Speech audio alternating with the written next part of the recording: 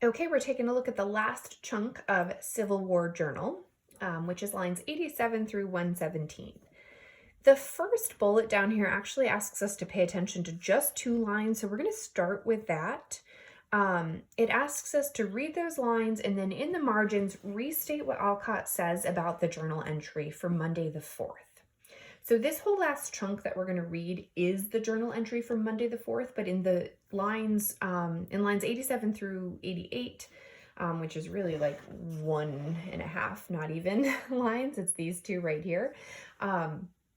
In those 2 lines, she gives us a little like introduction into the journal entry. So it says, Monday the 4th, I shall record the events of a day as a sample of the days I spend. Okay, so she's recording, meaning she's writing down what happens that day, the events of the day, as a sample of the days I spend. In other words, she's giving us what this day looks like so we can understand what her typical day looks like.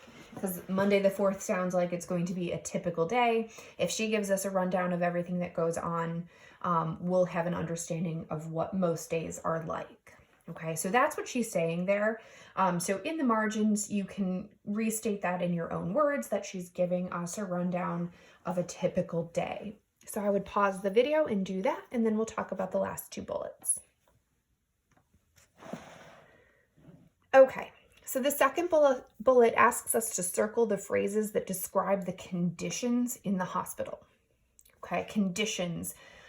So what is the hospital actually like? Is it hot? Is it cold? Is it clean? So we're looking for phrases that describe the conditions in the hospital, what it's actually like there. And then we'll circle those and we will underline descriptions of her duties as a nurse on a typical day. We paid attention to her duties in a previous chunk, and it's asking us to pay attention to them again here. Her duties, her responsibilities, the tasks that she's got to do are what we're going to underline. Okay. Up at 6. Dress by gaslight, run through my ward and fling up the windows, though the men grumble and shiver. But the air is bad enough to breed a pestilence, and as no notice is taken of our frequent appeals for better ventilation, I must do what I can. I'm going to pause here for just a quick second. Breed a pestilence isn't a phrase you often hear nowadays.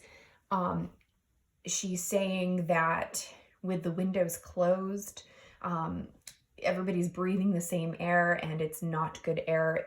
Pestilence is another word for sickness. So she's saying that the air in there allows the sickness to remain or get better, or grow, I'm saying. Not get better as in the people will get better. The sickness will get better, meaning the people will get worse. Okay.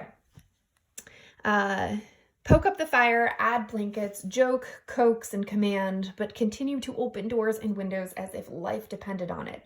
Mine does, and doubtless many another.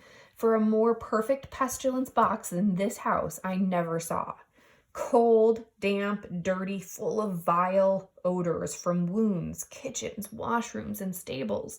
No competent head, male or female, to right matters, and a jumble of good, bad, and indifferent nurses, surgeons, and attendants to complicate the chaos still more. After this unwelcome progress through my stifling ward, and stifling means hot or suffocating, it makes you feel oppressed or constricted. So after this unwelcome progress through my stifling ward, I go to breakfast with what appetite I may. I find the inevitable fried beef, salt, butter, husky bread, and washy coffee. Listen to the clack of 8 women and a dozen men. The first, silly, stupid, or possessed of but one idea. The last, absorbed in their breakfast and themselves to a degree that is both ludicrous, foolish, or ridiculous, and provoking, for all the dishes are ordered down the table, full and returned empty. The conversation is entirely among themselves, and each announces his opinion with an air of importance that frequently causes me to choke in my cup or bolt my meals with undignified speed, lest a laugh betray to these pompous beings that a child's among them taken notes. I am going to pause for a moment because everything that I just read was kind of a lot to absorb. So let's go back. What she's saying about the women and the men in the, I assume, dining area. So when she says, listen to the clack of 8 women and a dozen men, the first, she listed the women first. So she's referring to the women as silly or stupid and possessed with one idea. And the last, meaning the men, are absorbed in their breakfast and themselves to a degree that is ludicrous. So she's knocking the conversations around her. To them, or to her, they seem very self-absorbed and concerned with matters that aren't important. And over here, she's referring to herself as the child among them taking notes. She doesn't want them to, she doesn't want to laugh and betray to them that she thinks of them as beneath her, I think. And she refers to her as the child, or herself as the child, not because she actually thinks of herself as a child, but because it is childlike to not be able to control your laughter. Okay, hope that makes sense. That was a hard part to digest. So let's start right here and finish up. Till noon I trot, giving out rations, cutting up food for helpless boys, washing faces, teaching my attendants how beds are made or floors swept, dressing wounds, taking Dr. Fitzpatrick's orders, privately wishing all the time that he would be more gentle with my big babies. And I think the reason boys is in quotation marks up here is because she actually thinks of them as big babies. Dusting tables, sewing bandages, keeping my tray tidy, rushing up and down after pillows, bed linen, sponges, book and directions, till it seems as if I would joyfully pay down all I possess for a 15 minutes rest. Okay, so she's got a lot going on in her day. And just to clarify, she doesn't think of the people she's tending to as big babies because she's looking down on them. She just thinks of them as somebody or people who need to be taken care of, and she wants to take care of them. Okay, so it asks us to reread 87 through 117 and consider the details that help develop her concept of the poor working conditions. So when it says what lines develop, it means how does it help us see, right? How does it, what lines add to how she shows her idea or comes to her understanding of the poor working conditions. So I would look back at this section here where we actually have circled some of the poor conditions, but then also the line that follows, no competent head to right matters.